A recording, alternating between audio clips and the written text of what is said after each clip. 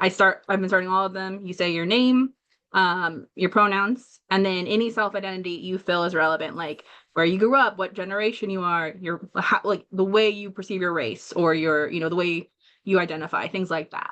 So when you're ready, take it away. My name is Damon Stone, and I generally use he, him pronouns, and I am Black. I grew up in Northern California, most of my time split between San Francisco Bay Area and Sacramento. I have otherwise lived across the United States. I'm going to start with this prompt. Do you remember when you first heard blues music and or danced the equivalent of blues dancing? Because I feel like let's start at the beginning. I believe my first time hearing blues music that I was like consciously aware of what it was probably about 9 or 10. I think it's a little hard for me to know about like when I became like cognizant that the music that my parents and grandparents listened to was blues as opposed to just you know music. My grandparents on my mom's side listened to blues and jazz, as well as like soul. And then on my father's side, really the same thing. My parents listened to soul and a little bit of blues and R&B and funk and gamut of Black popular music during their lifetime. Yeah. Yeah. So with the music, how soon was dancing introduced to you? Dancing to such music? Um, Before I was cognizant of any of it.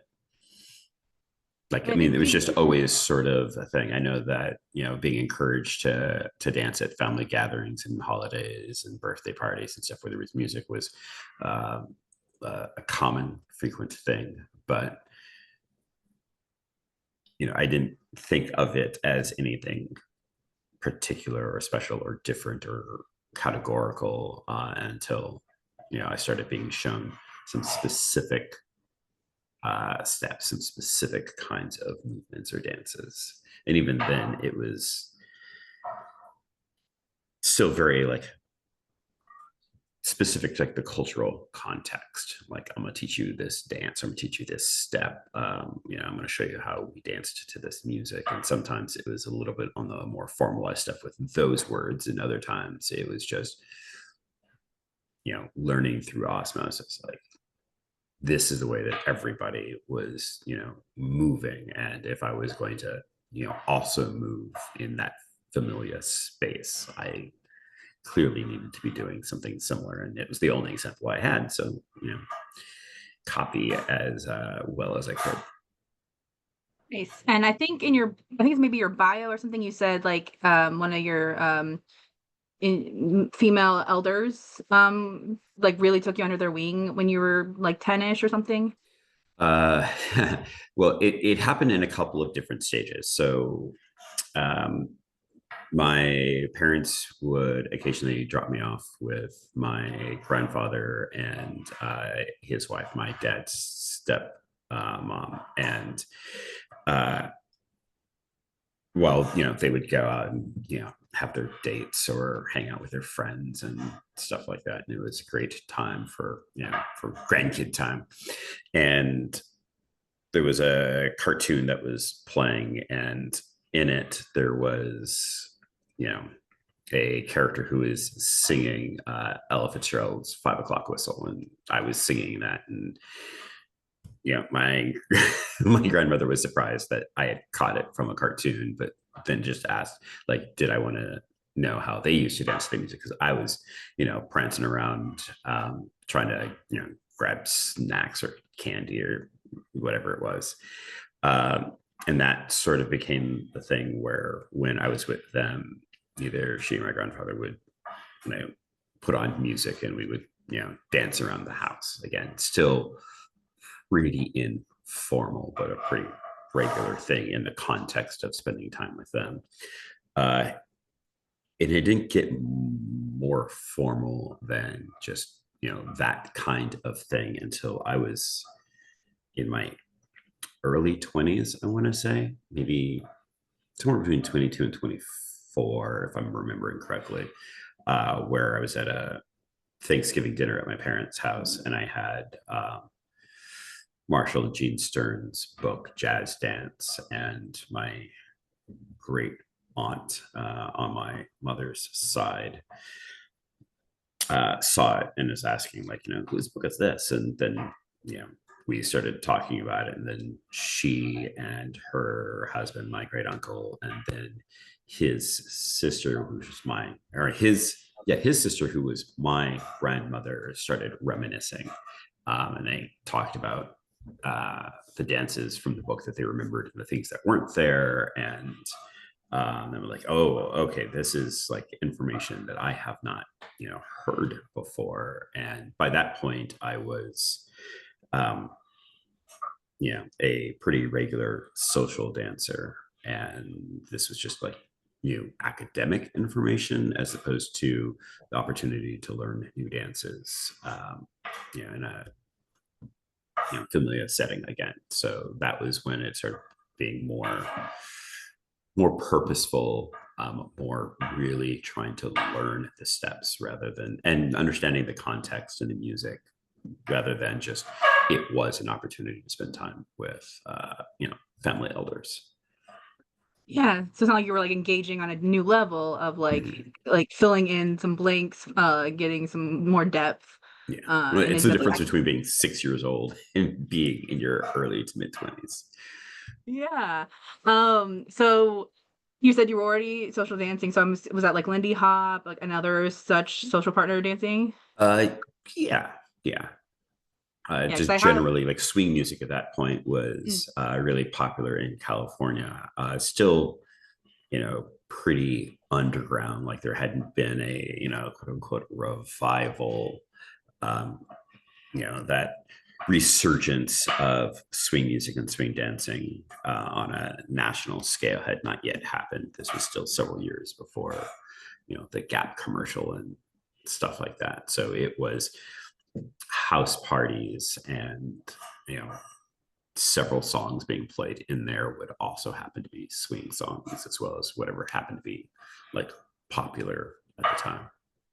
Was this mostly like black spaces or was it a mix of spaces? It was a mix. It was a mix. When it was, I should say specifically when it was swing music as opposed to um,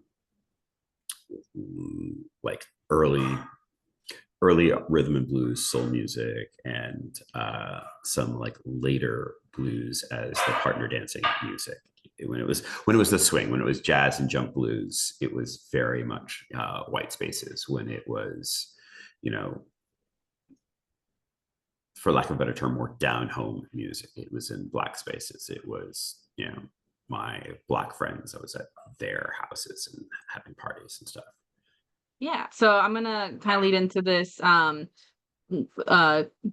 tagged on part of like any thoughts or opinions in comparison of blues music and dance um, to the ones that are direct or indirect descendants of genres such as jazz, rock and roll, R&B, soul. You mentioned some of this like soul, early R&B, and then so you could go from music, you could go to partner dances, you could go to solo dances, but just like it sounds like everything was kind of melded together. But any Yes, yeah. particular from your just maybe from experience or from hindsight, any particular or just culturally, any thoughts on blues in comparison to these other styles of music and dances? Um, I think that there is, culturally speaking, there is not any hard and fast lines between like what is blues and what is rhythm and blues and what is, rhythm and blues and what is soul and what is blues and rhythm and blues and soul. Where are the lines between those three? As such, like, the line between blues and jazz and what is, like a Kansas City blues versus like actual quote unquote swing music uh, in cultural context was blurry and unimportant because the music demanded a certain kind of movement, and you just adapted what you did. So, when something that was a faster, more energetic song came on, we fast danced. And when something that was slower, maybe more moody, maybe more sultry, what have you, then it was slow dancing. And what any particular dance was not. No one cared. You just did the thing, and I think an interesting distinction between the two spaces in which I did partner dancing during those same time periods. And this is like late 80s to early 90s at this point. So say like 87 to maybe 92 in this particular context, uh, was that my white friends really wanted to dance to the music of their grandparents and great grandparents. And my friends wanted to dance to the music of their parents and maybe younger grand siblings. So, it was oh, well, this is what, grown folk dance to. And it's not like, we wanted it to be our parents, but it was the music that we all had associated with being adults, and, seeing our family members dance at, again, family gatherings, family reunions, parties, whether they be birthday or holiday or what have you. It was just a very different vibe. Yeah, so that I'm gonna bounce over to this question that I kind of notice is coming up, um, about nostalgia. A lot of white people like to dance out of this like nostalgia of like the good old days, this like glorified, like I know I was introduced to it because my grandparents always had black and white movies, Ginger and Fred, and when I found out swing dancing existed when I was 16, 17, I was like, oh, I can actually do it. I can live my dream of being in the movies. So and when I talk to other, dancers, white dancers, they're like, yeah, like it was my grandparent, there's this like nostalgia factor of I want to live in a bygone era. But that doesn't realistically exist for Black Americans to be like, yeah, I'm gonna live in a past time. So like the question is, does nostalgia or lack thereof have any impact on why you do or do not participate in blues? Well, I don't think that I don't let white people's nostalgia dictate what I do and don't do. I try to ensure that I don't let white people in general, or anyone for that matter, dictate what I am or am not going to participate in. Like, that is a personal choice that I make for, my own reasons. Who I choose to engage with while I do these activities might be impacted by that person's reason for being there. So, I know that, in, was it 97, 98, when swing started having that big resurgence in the US, that we had a whole gaggle of people who were really leaning into the nostalgia factor, and they're trying to dress vintage.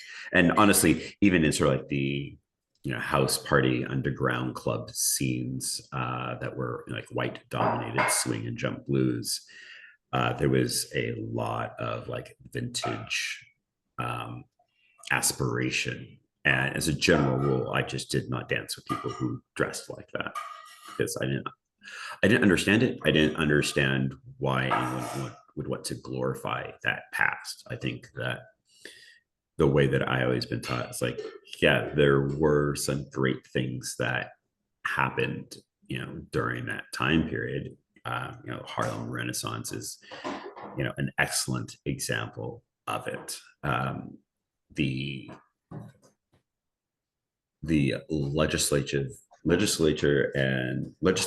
and social victories in regards to like civil rights, like those were good things, but those are good things because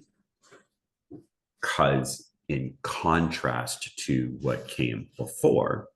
And what was going on concurrently with was objectively terrible for Black people.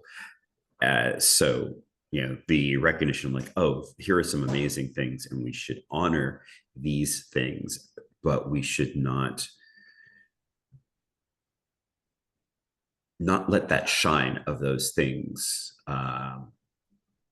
wash out the horrors that were happening within that same time frame, and what led up to the need to create these things. So I didn't understand the idea of vintage, and as a general rule, I would not. I never asked somebody who's wearing vintage to dance. If they asked me, I would say yes, depending on whether or not like I had an established relationship with somebody who clearly was friends with that person, and I was sort of like, okay, so you're probably going to be fine. Later that became less and less of things. I got to know more and more people, but seeing people wearing clothes like that, and the implicit glorification of that time frame and the social standards that those clothes represented still remain, a red flag for me. And so I still see somebody wearing vintage style, or even like a modern interpretation of those things, and I'm always like, I need to definitely keep an eye out, on you, just to make sure that you're not harboring some glorification of a very difficult time period for people who look like me. Yeah. Yeah, because you covered it. I would say it's like, just because you have the vintage, it doesn't by wearing those clothes, it doesn't clearly state, are you valuing the era as a whole, or are you like, despite the stuff that was going on, like it doesn't clearly communicate what part of the era are you. Yeah. So like the phrase is like, it was like vintage aesthetic, not vintage values, yes, or something along vintage those looks, lines. but not vintage values, something like that. Yeah. Yeah. I mean, it was popping to my mind. Yeah. Yeah. And, my thought on things like that is I'm going to need you to show that to me. Right. Like I am not going to judge a book by its cover, but also I'm going to need you to be expressive about the content, of said book. Otherwise, you are at best, neutral with, a very high potentiality of um, off-puttedness. Yeah. Yeah. Um, there's two things that are still connected to this that I wanted to tap into, as like things that have happened in the last year. A year ago was the Summer Olympics. Did you have any thoughts about those breaking at the Summer Olympics? I had lots of thoughts, not all of which are rooted around the Aussie breaker who shall not be named. I mean, I'm fine naming her. She has, been well and truly checked on the internet enough that I'm not sure that there's anybody out there who isn't aware of how terrible and untalented she was in her competition. So like the idea of having breaking or breakdancing as a Olympic competition, like part of it is recognizing that those people are amazing athletes, but it was also set up by a group that has been trying for decades to get ballroom dancing in, and they are the ones who are responsible. It was almost certainly an attempt to find a backdoor into the Olympics so that they could get ballroom dancing into the Olympics. Oh, wow. Yeah, so did not know that part. Oh, yes. And They did try and work with a lot of credible organizations and dancers, but they also had their thumb on the scale because they were really only looking to have people who were going to be able to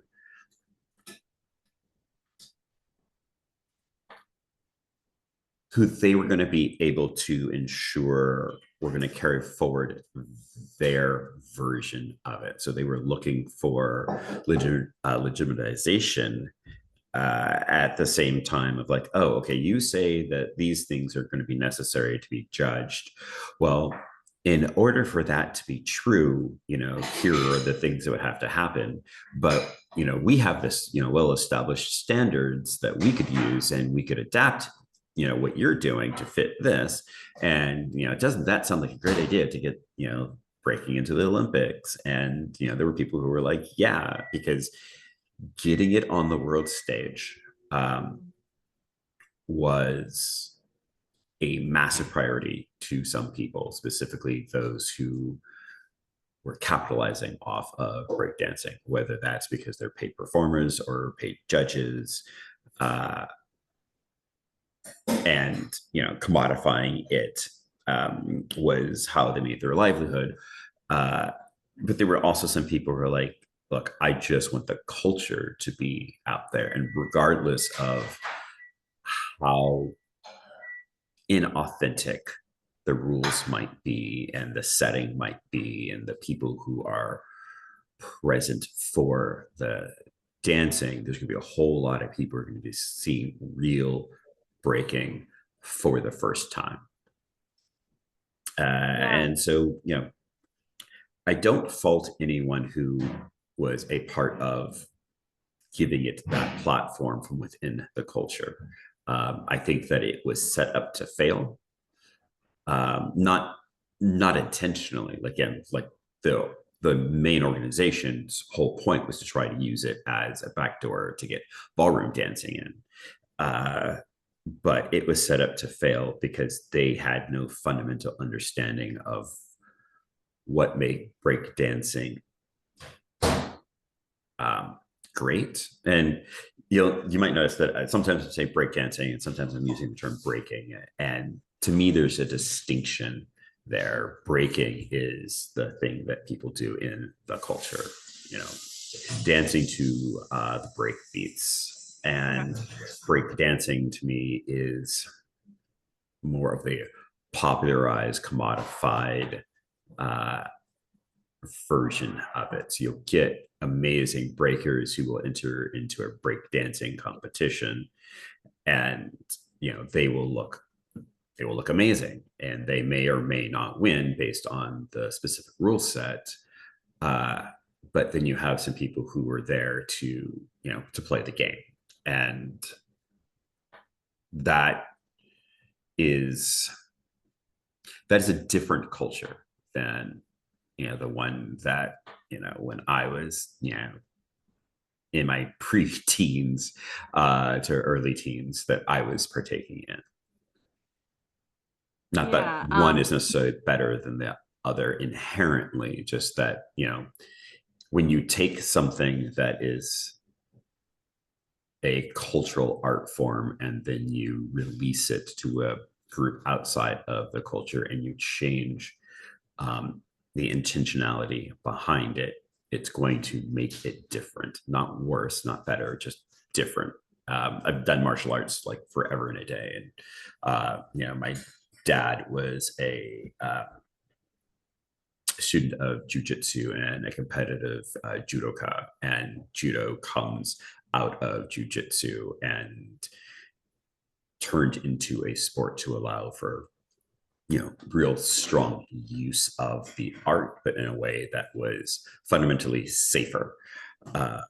So is judo better or worse than jujitsu? And the answer is neither. It's the competitor of one style or another might be better or worse, but it's got nothing to do with the specific style. It's got to do with the competitor. So breakdancing. Gotcha. Yeah. And that's like, I don't have a exact prompt for this, but I know there's the difference between, I guess I have like the the colonization factor of like white people colonizing. So ballroom dances that have been added more recently have somewhat been colonized, like watered down East Coast swing, things like that, where they've kind of like tried to um, find a way to make something palatable, as kind of the terms I've heard. And so I know, like with blues, I we've talked in the past, so I'd like you to say it on the record, about how harangue kind of was what spun off to blues becoming like an interest, house parties, stuff like that in late 90s, early 2000s. And then why you kind of had a like, okay, this is what blues actually is. Can you speak to that? Yeah. So in San Francisco, uh, San Francisco Bay Area, I was living in Oakland, and I was trying to get my friends who were, Lindy hoppers, who were swing dancers that lived in the city, to come to Oakland and go to a, a blues uh, club bar. And I could not get any of them to come. It was in the wrong part of Oakland, which is to say the black part of Oakland. And it was just no chance, no matter how great I said the music was, no matter who was, going and performing. It was just zero interest in both crossing the bridge into Oakland and then going to that part of Oakland. I think it was maybe 98 where there was a large amount of Americans who went to a Lindy Hop camp in Sweden, a place called Harang, which I know that you are personally familiar with. But for those who will listen or see this later, probably the largest Lindy Hop event, camp, learning experience in the world, bar none, hands down. And there were a lot of Americans who went that year, and then following in 1999. If I'm remembering correctly, I might be off by 1 year. It might be 97 and 98 rather than 98 and 99.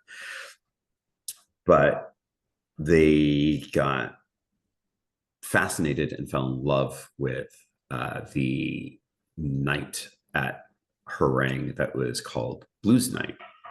And the idea generally for Harang was really trying to create a training camp during the day for people to become better Lindy hoppers. And then at night to sort of like recreate the feel of, I don't want to say specifically the Savoy Ballroom, but of ballrooms during the height of Lindy Hop. And that, in their mind, particularly the minds of the DJs, meant a lot of very up tempo Lindy Hop music. Ignoring the fact that the average tempo for Lindy Hop at the Savoy was roughly around 170 beats per minute, which is to say there were some things that were much faster, but there's some things that were much slower.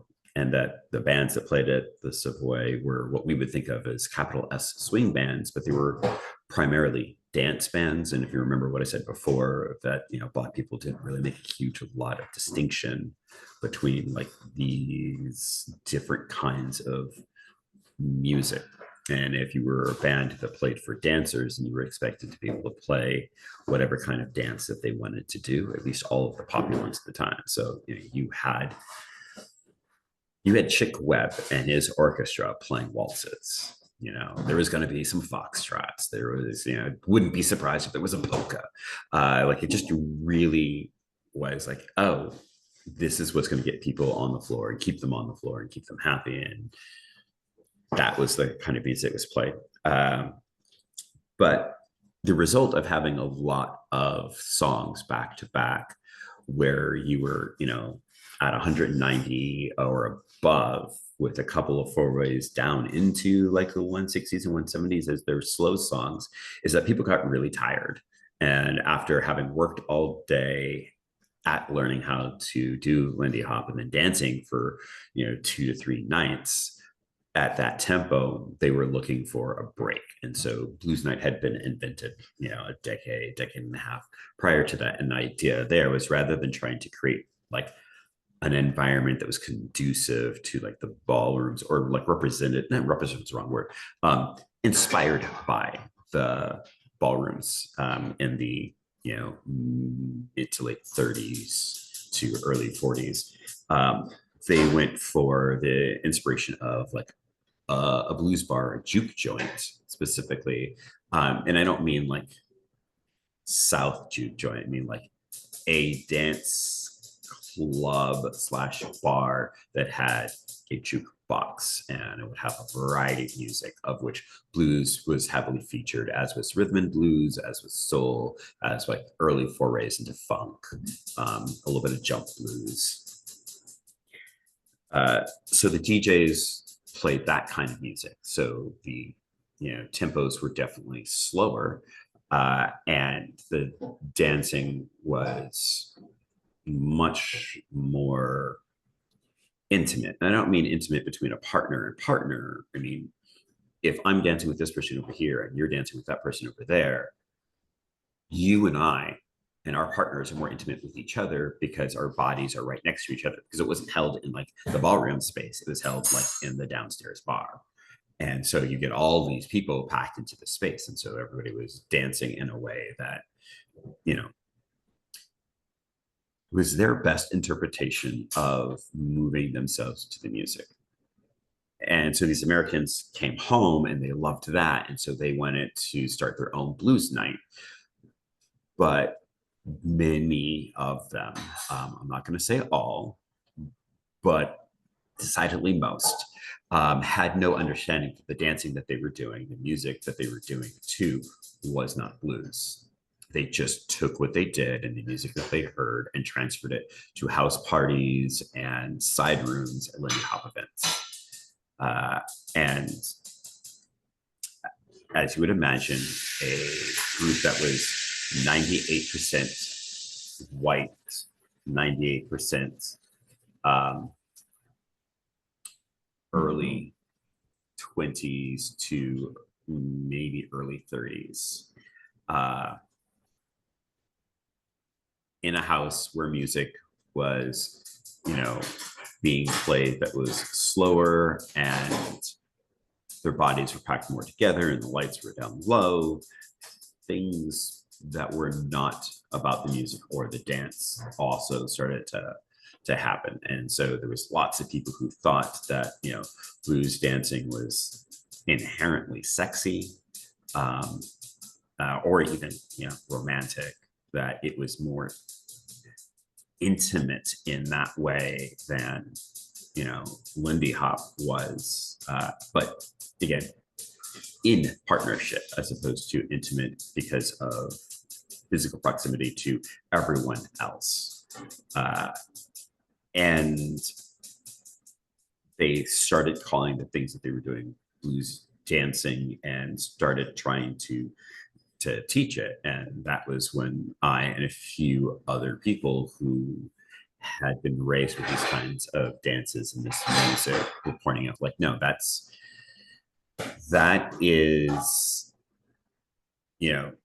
a soul song that is bordering on funk, that is not blues. Like, this isn't like, oh, this is sort of like a gray area. Like James Brown and his famous Flames. You want to say that's blues music? I'm not going to argue with that, because a fair amount of portion is decidedly blues. It may also be other things, but it's decidedly blues. But James Brown and like Tower of Power, like, now we're dealing with something that is late 60s into the 70s, or even 70s into the 80s. And, now we are several iterations and innovations outside of blues. And the dancing that people were doing was mostly, a mix of modified Lindy Hop with like flavors of whatever other dance that they knew how to do. So sometimes it was either paired with West Coast swing, or it was Lindy Hop trying to be altered to look more like West Coast swing, um, what some of us referred to as Westy Hop. It was definitely not West Coast swing. It was definitely not Lindy Hop. It was some sort of interpretation, recreation of like that transitionary period of time. Uh, but also random bits of tango that, you know, people would take in a couple of beginner lessons in. Some bits of salsa. Bachata was not yet a thing that was popular, you know, in, you know, this particular subset of, you know, white people in the United States. So it didn't make an appearance until much later, but you know, which is it was ironic because it's the not. most compatible, probably.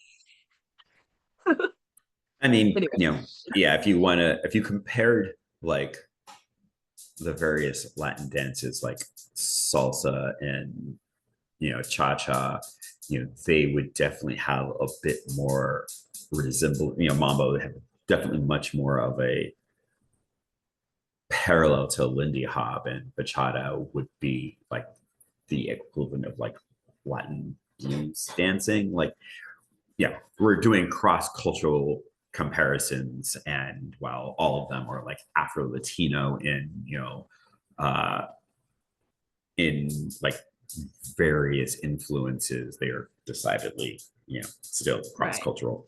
But yeah, and you know, mixing those things up and calling it blues, and it's like I don't understand how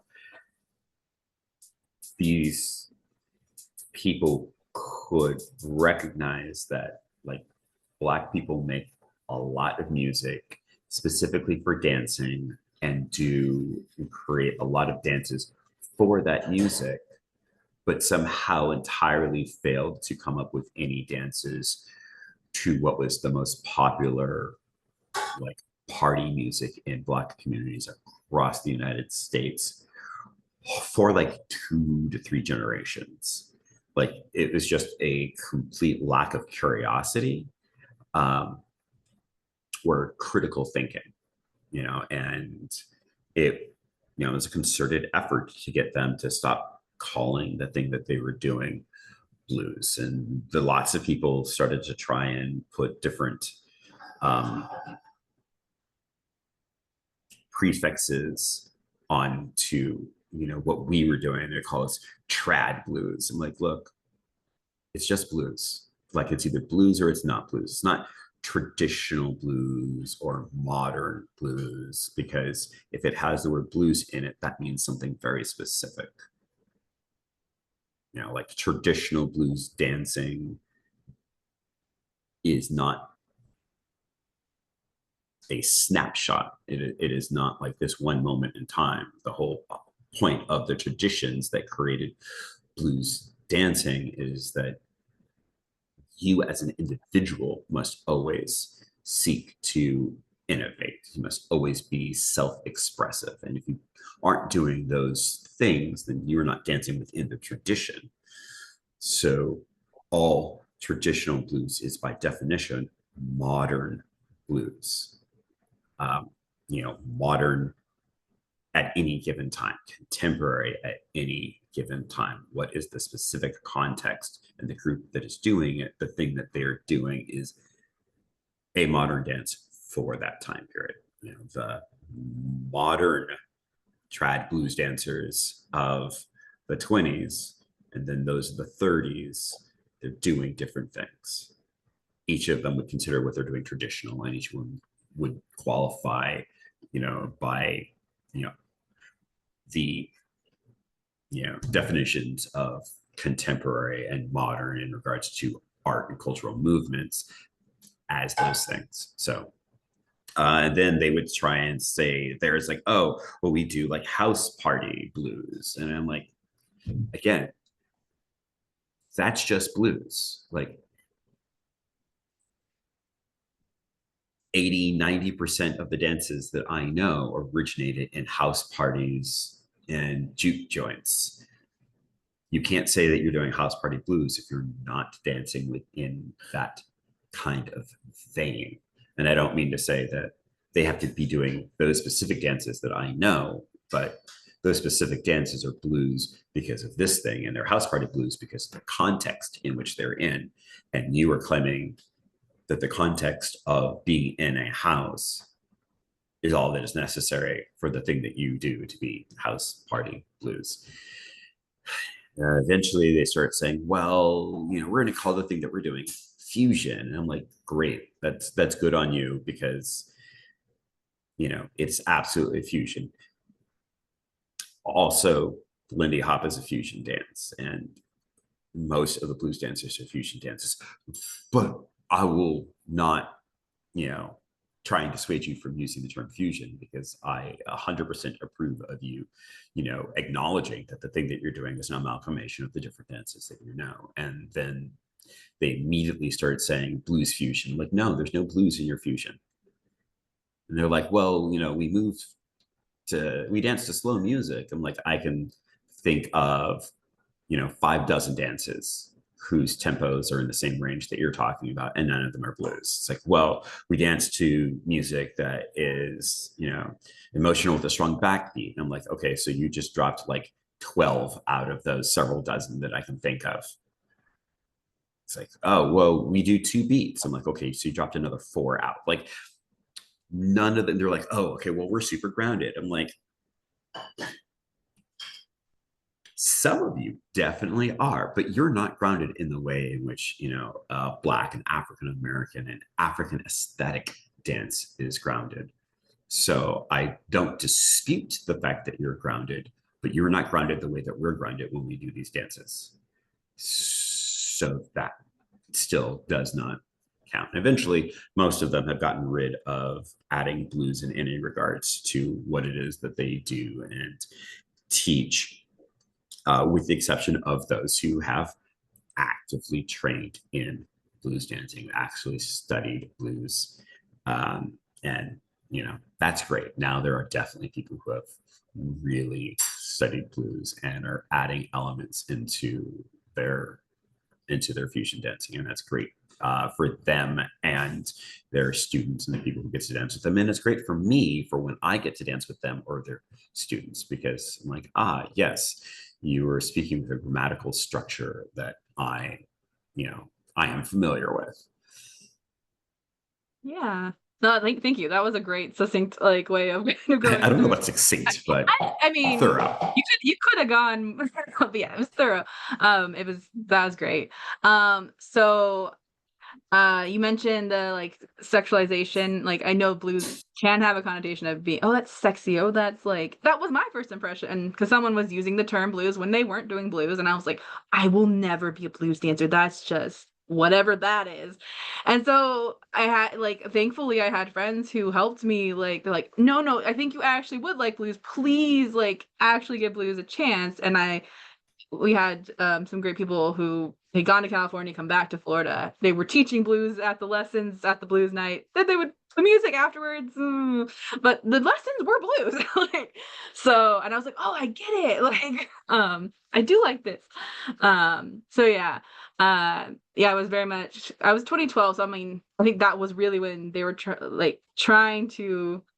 Fusion was a word at that point, but it Mm-hmm. was still in that transition of like more different. Like, Mm-hmm. Mm-hmm. um, yeah. So I think I'm like in a way I'm glad I caught that, because now it's easier to understand when you actually experienced it, as opposed to like Yes. if Yes. you're only getting into it now, you're like, okay, sure. But yeah. So but the hypersexualization, like things that I kind of there's a central element. And is there anything you'd like to share in distinguishing sensuality from sexualization, whether it's like Black American culture, movement, dancing, as it applies to blues?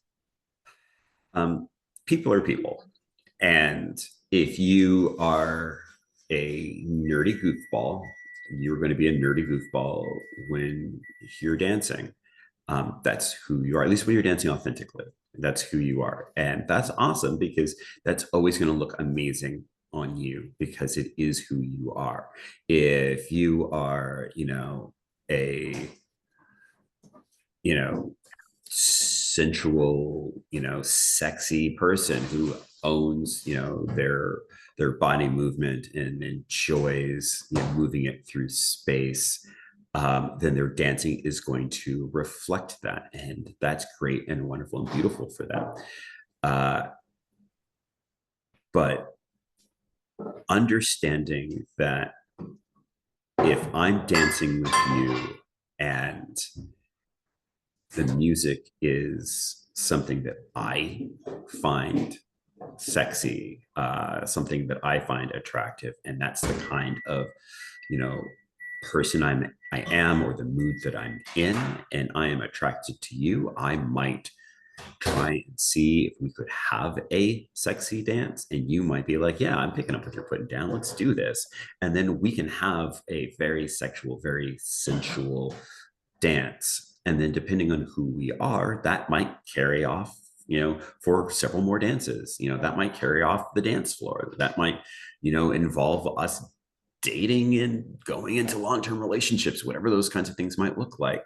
But that is something that is between us, and that has nothing to do with the dance. you know I have had sensual and sexy polkas and waltzes and tango dances and um, you know Lindy Hop dances, because the moment and the movement and the person clicked in that way.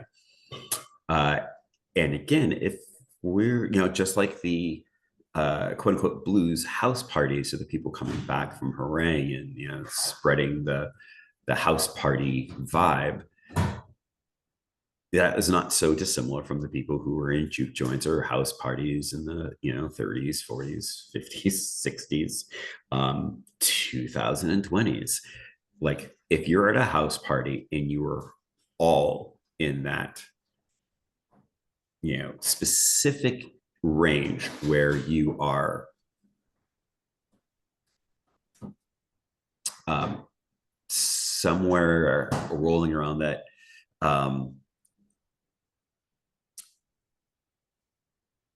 post puberty hormones are like going, and you and a bunch of your friends are single, and there are a bunch of people of the gender that you are attracted to who are also single, and like you're going to parties, whether there's dancing or not dancing, with the definite possible idea that maybe I will find, a partner. And that, depending on who you are, might be a partner for the night. It might be a partner for a few months. It might be a partner for the rest of your life.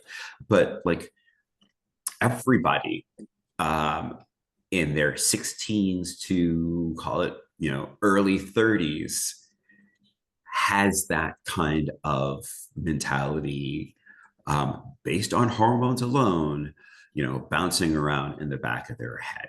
And some people are definitely the no, absolutely not, never in this context. And other people are like, absolutely, this is the whole point of coming out to this party, because otherwise I could, be at home watching, TV. I could be reading a book, whatever it is your, favorite way to spend time. At this particular time frame, I guess we're still talking in the 90s. But again, through every age, because 20s and 30s, the same thing. It's like I can go to a party with the person that I'm involved with, or if I have nobody I'm involved with, this is a great opportunity to meet people of the appropriate gender. So understanding that the context that these dances were frequently happening in, and who was doing them at what particular age,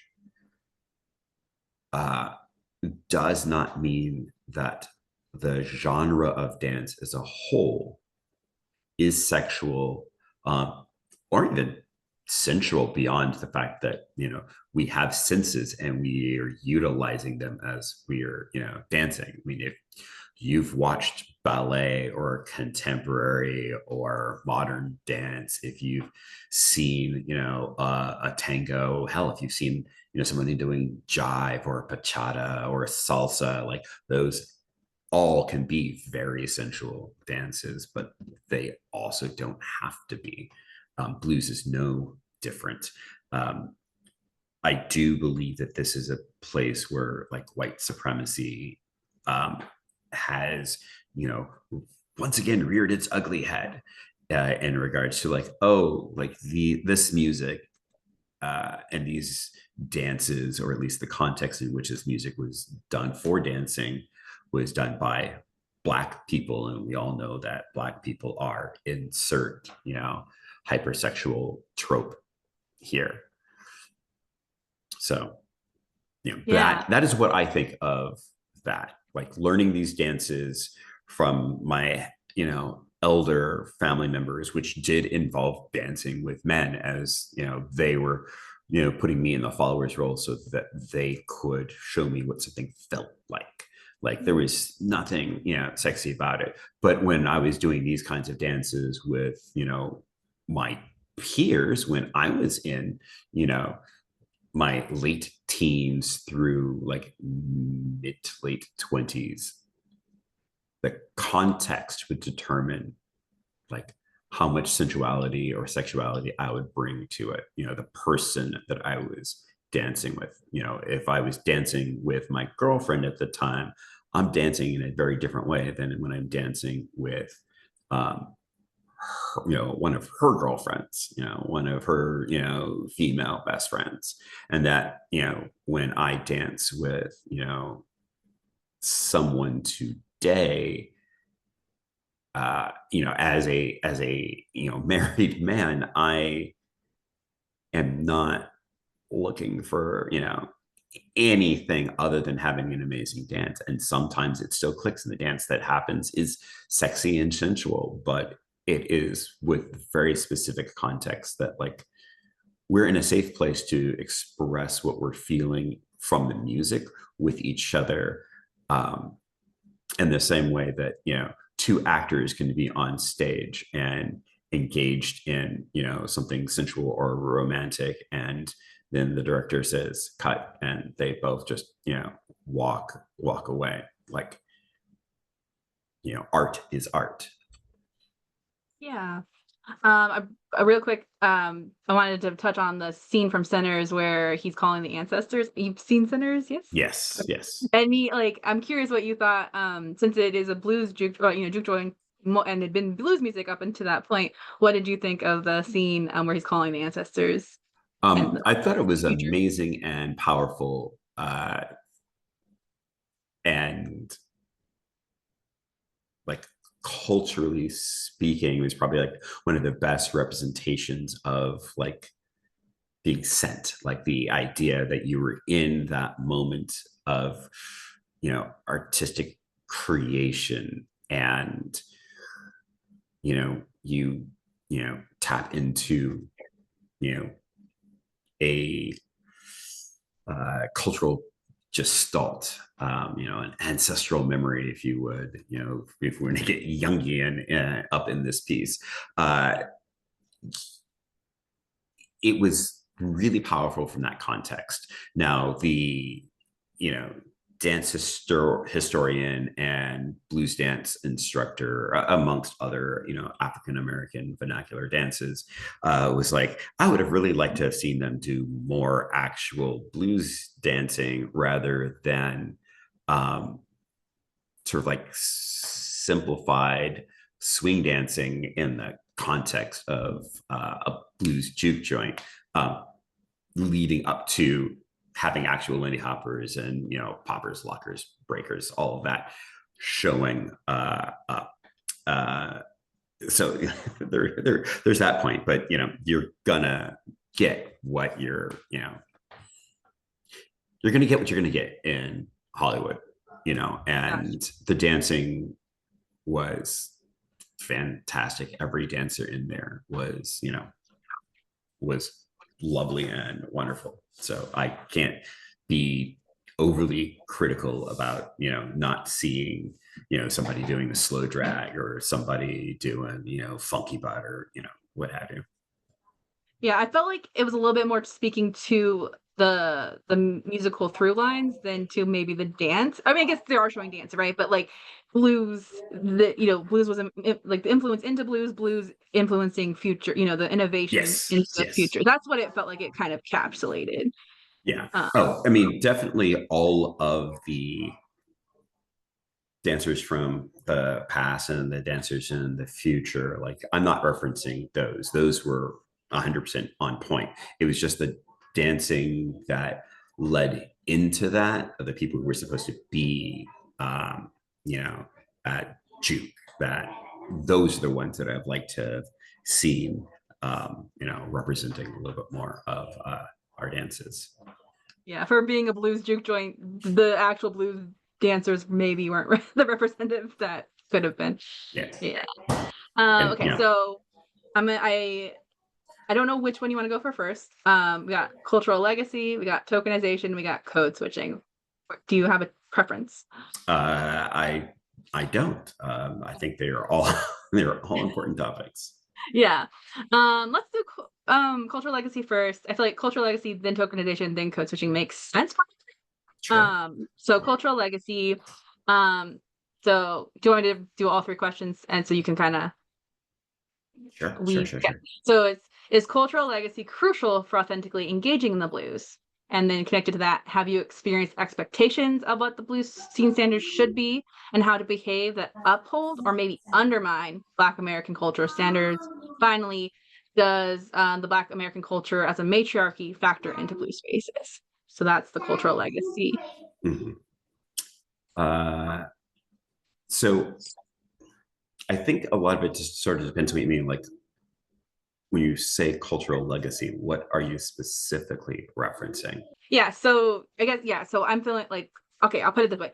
Matriarchy does not seem to really play into the way like in the weekly, local scenes, matriarchy doesn't really seem to be a factor like as it is practiced. I mean, I think people are sensing follows and leads have there it's more equal than other dances. That's been coming up a lot. Like I like Mhm. blues because follows have an equal say, you know. Yeah. So I guess what I'm kind of trying to get to is like, can you speak to how the roles are different? Even though Mhm. they're still Mhm. called lead follow, can you speak to how the roles are different? Is that Yes. influenced by matriarchy? Let's start with that. Yeah. So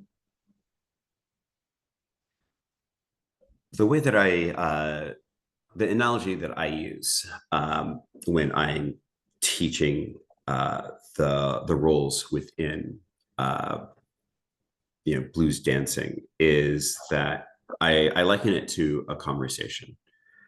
Uh, I do not get to have a conversation if all I'm doing is dictating to you. If all I'm doing is telling you things that you need to know, uh, and there's no opportunity for you to say anything back. You don't get to be an active participant. Like that's not a um,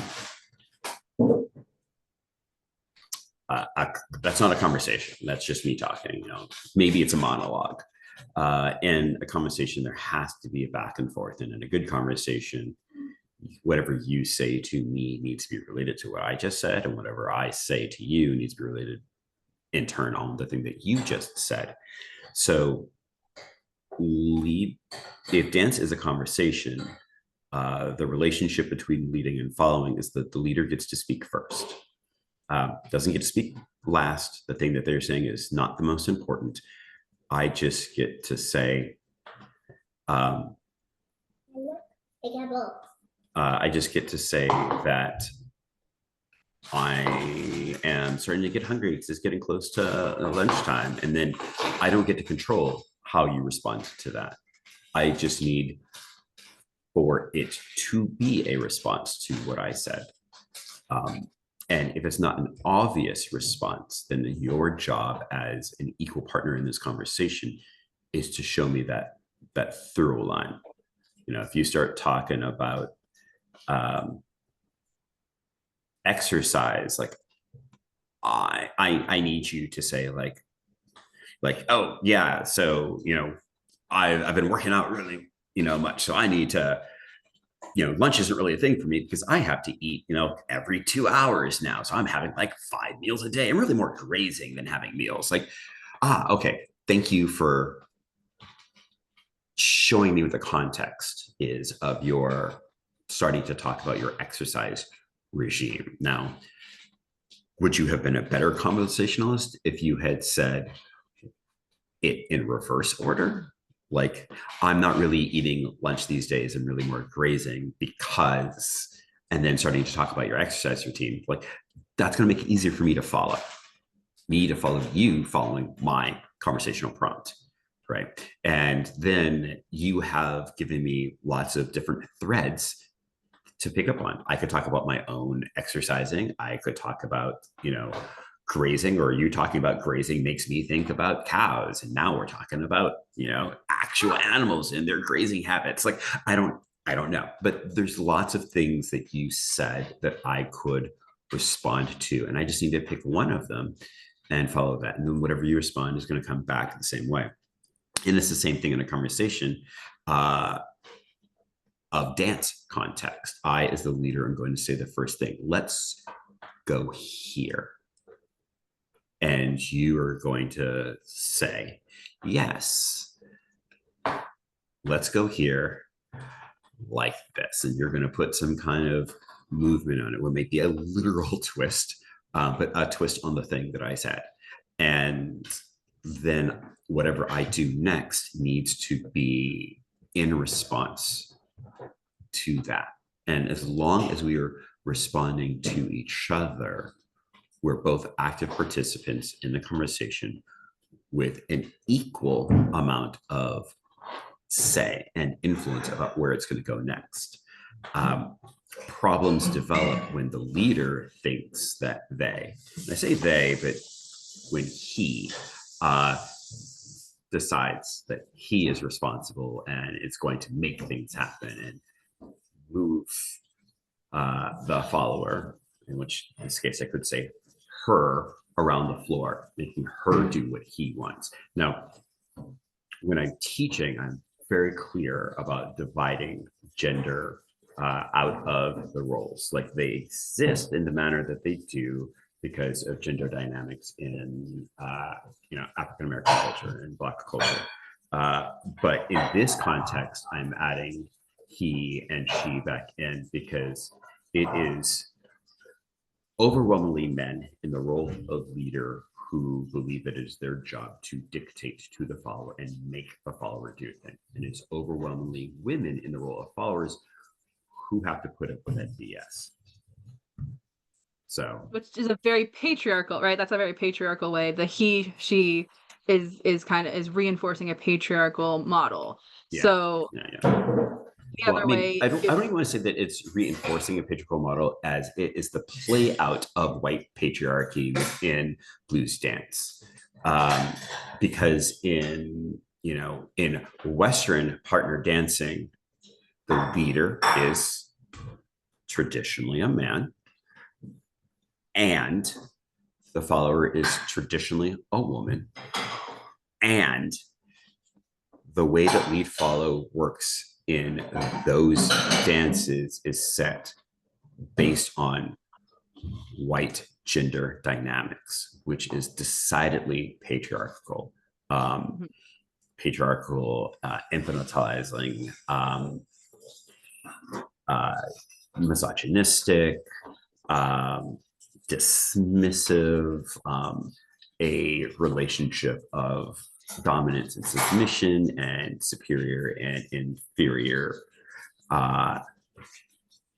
And so bringing those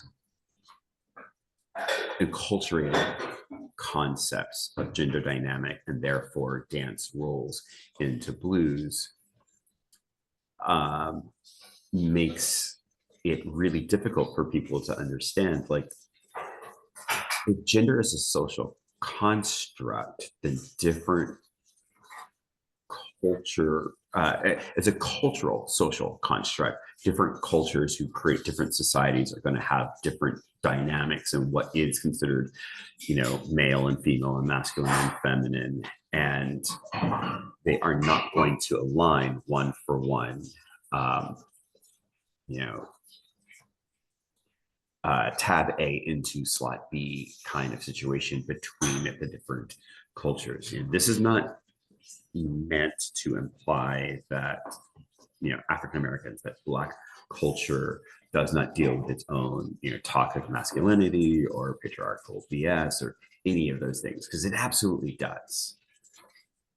But the specific context that we're dealing with here, as far as these roles, just don't align with the cultural values and understanding as, you know, white people relate to them in their own culture, and getting them to recognize that, oh, I'm responsible for generating momentum as the leader, and the follower's job is to receive that momentum and shape it, and then relay it back to the leader, who then takes it and shapes it and relays it back to the follower. Like, somebody in a conversation has to speak first, but the moment that that has happened, we are all following the thing that was last said by the, you know, other participant. And that's where, you know, the idea of breaking down this context is super important for people who don't come from, you know, don't come from Black culture and have not yet found themselves within Black cultural spaces enough to have, you know, via immersion, taken on a deeper understanding or adoption of said values and aesthetic standards. And the one other thing I remember I wanted to make sure we touch on was close embrace, because I know that's a contested thing.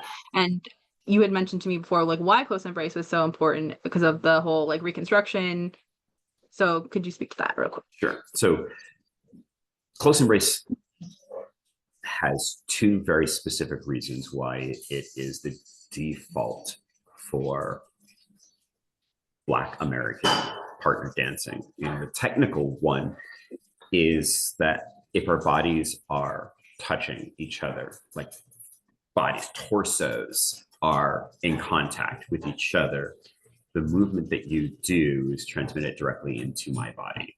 Movement that I do is transmitted directly into your body. And where there is clash and conflict, we'll be able to tell immediately and both be able to make adaptations so that we are taking our partners' movement preferences and creative ideas into consideration. We will find that common ground that makes it comfortable for both of us.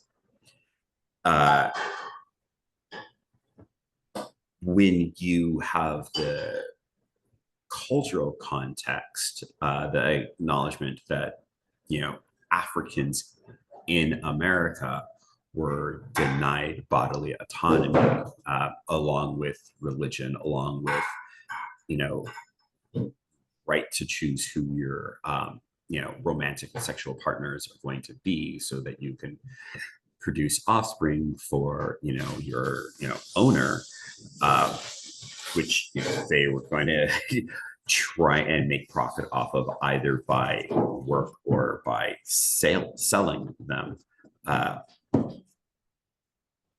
And then you had emancipation, and you had Reconstruction, and you had the end of Reconstruction, and you had the implementation of Jim Crow laws, where Black people expressing public displays of affection ran risk of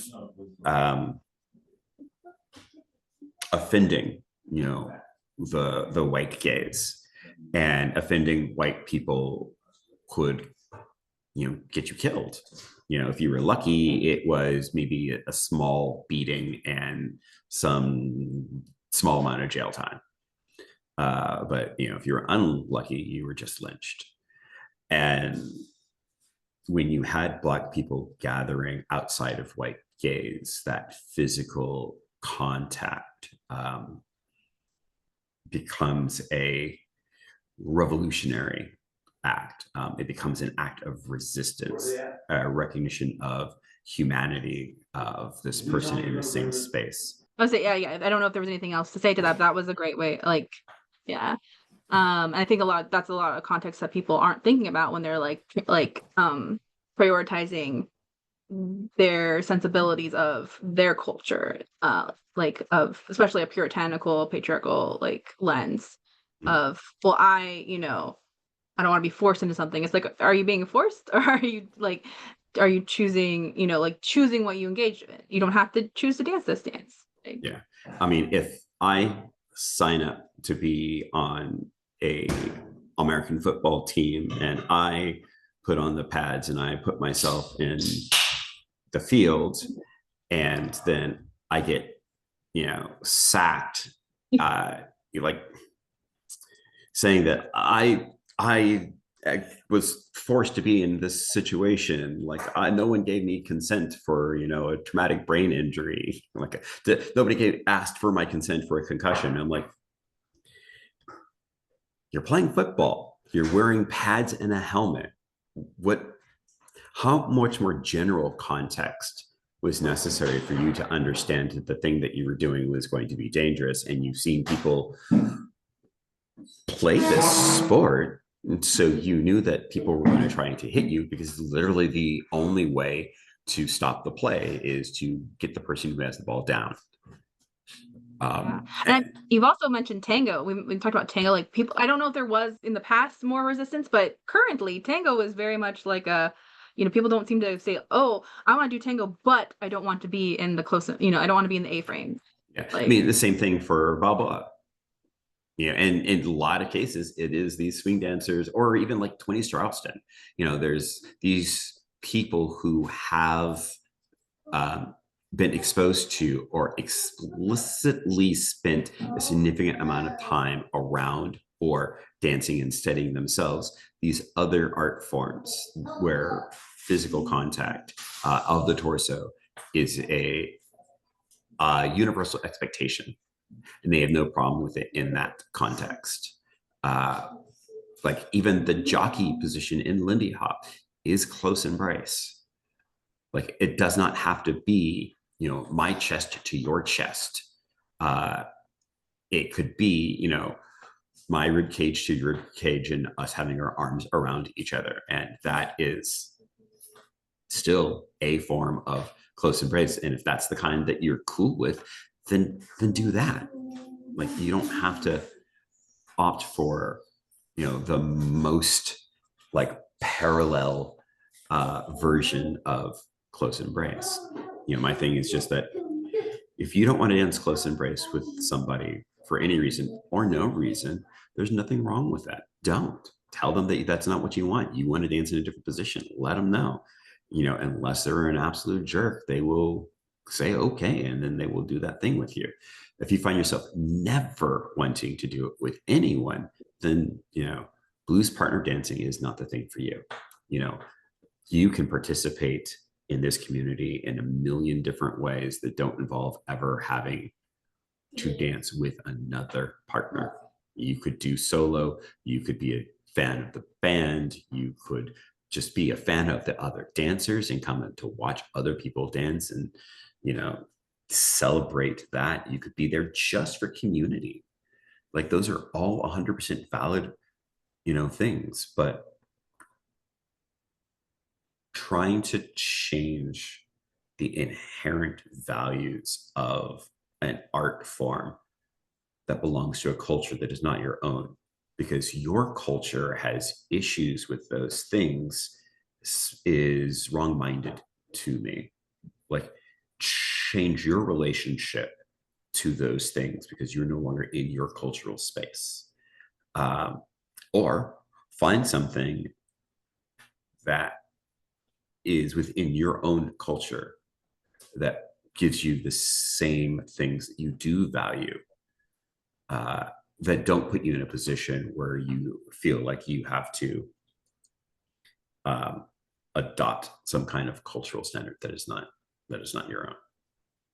Yeah.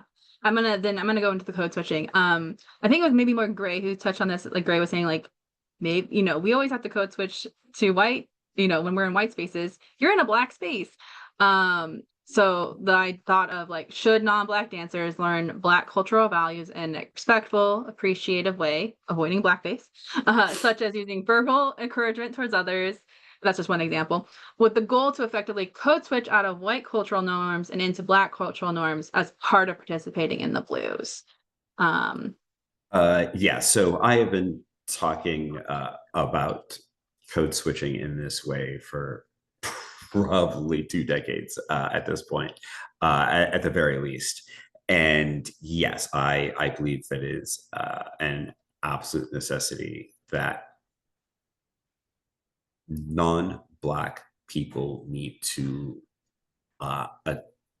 adopt the cultural values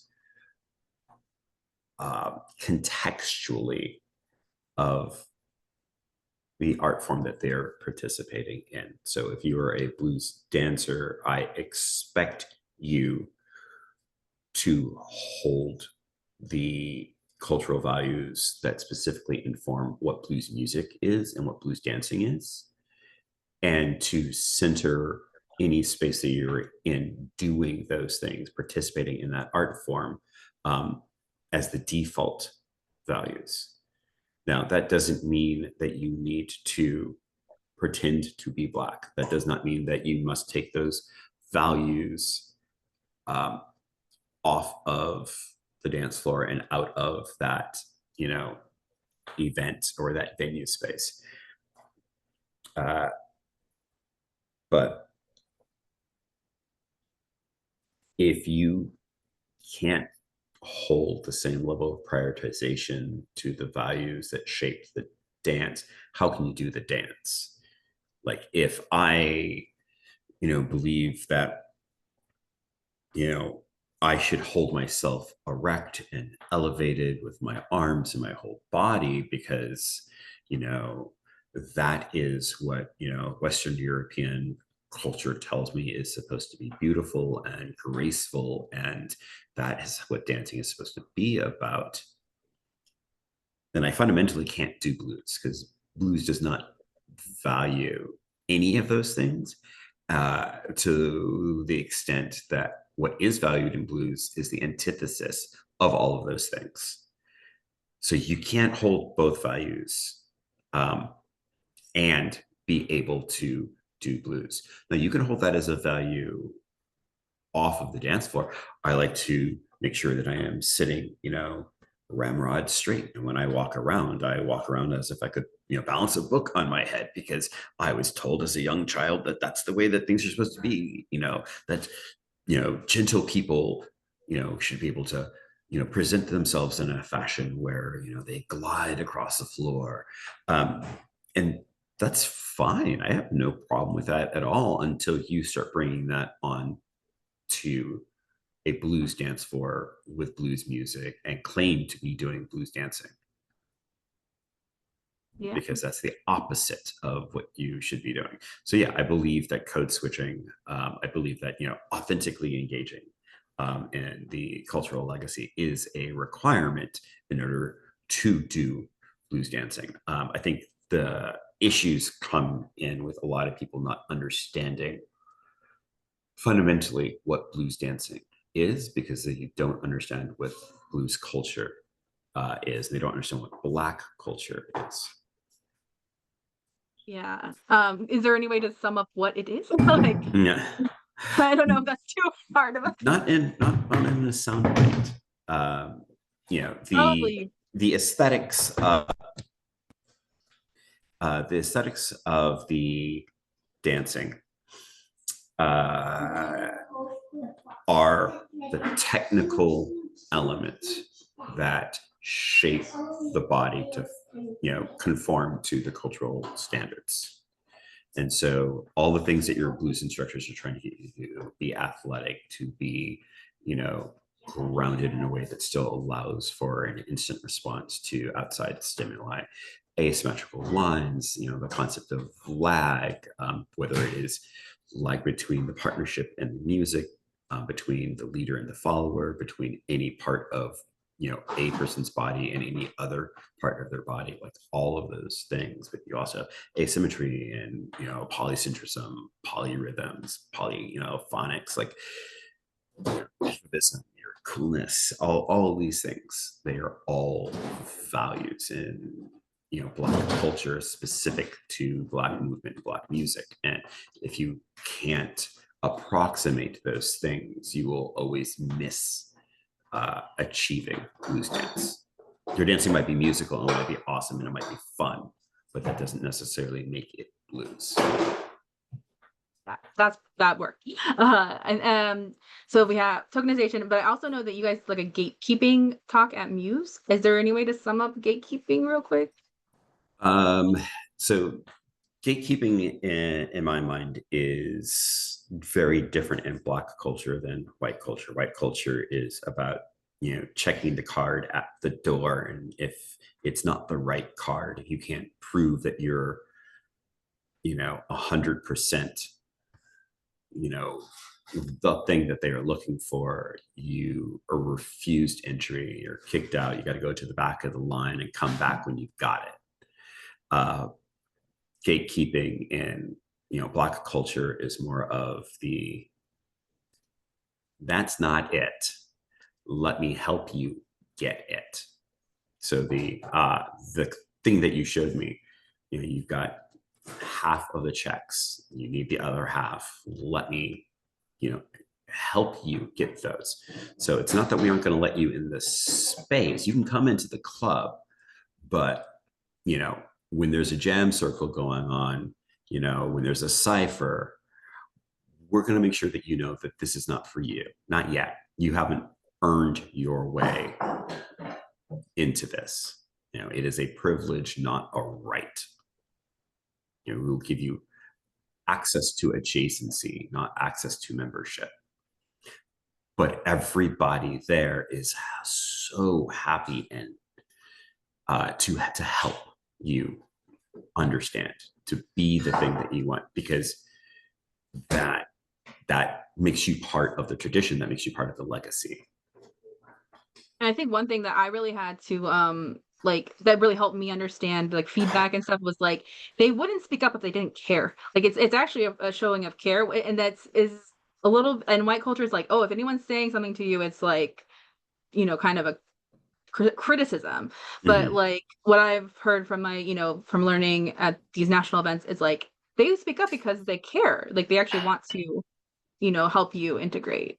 Yeah, absolutely. Like if I am in a class with 60 other dancers and I come to you to make a correction, it's because I want you to get it right. And if I come and I make that correction multiple times, it's because I have an expectation that you can achieve it. If I make the correction and you literally in my presence undo the correction that I just did, I'm probably not coming back to you. I might come back to the position that you're in to help your partner, but I have at that point, lost any faith that you're going to be able to achieve what I want, at least in this class. You are not worth the time. All of these other people are going to have priority over you because they want to learn, they want to improve. And if I'm saying something to somebody, it is very specifically because I think that's a thing that they can achieve. Love that. Okay, so let's end with tokenization. Have you experienced being tokenized within the blues scene? Yes, I've definitely gotten it in kind of both ways. I've had people in the earlier days who, were like, oh, you're just playing the race card because I was like the only Black person, of, note in the particular geographic scene that I was in, or, on the forum or Facebook group who was calling out, these things. And then, some of my white peers would come in and, step up and also say like, no, you're completely wrong. Damon is right. And here's how we know this. But I also gotten tokenization in the opposite side, or like, oh, well, I took this class from Damon, and so I know how to do this thing. And it's like, taking a class from me, taking a private lesson from me does not make someone an expert in things. Having me attend an event does not give a rubber stamp of the things that have happened at the event. I'm hired for events, and then I find out someone else has been, hired who's teaching or presence or past performance, or the way in which they operate within the scene is not something that I approve of at all. Like, my presence is not, implicit approval of anything. So yes, I have experienced it. Yeah. Is there anything that you would like suggest in helping that, or is it kind of like depends on situation, like by scene, situation by situation? It's more scene by scene, but I would say that if I had to come down to specific statements, it's like, people don't have to, listen to me. There are other Black people in the scene, and they should go and they should talk to them about these things. That in many cases, it would be easier for me if people would just assume that the thing that I was saying was right, and that they instead were specifically critical of it, skeptical of it, and then they went and did their actual research. They went to the Library of Congress and looked these things up. They went to the American Archives and looked at the video clips that I've seen and go like, oh, all of these things are what David was describing. Read the books that I have up on my website and understand like, oh, okay, here are these noted scholars for the last 30 years saying the exact same thing that Damon has been saying, and that Damon has been demonstrating in those classes. So yeah. So, take it, and if you need to do the homework, do your homework.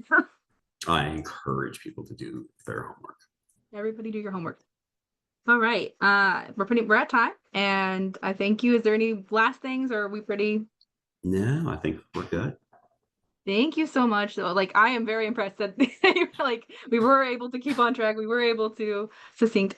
Um, I guess maybe on the record, could you say the thing about how white people dance, and should they be blues dancing? Oh, so a friend of mine had put out a post about white people and blues and all the appropriation that was happening, and their response was at the time that white people shouldn't be blues dancing, and I believe that people shouldn't be of a particular race in the prospect of blues dancing, that they should make the blues dancing part the most important part. And that's going to have to be it for me. That's it. Okay. Thank you so much. All Much love right, to y'all. take care. Bye bye.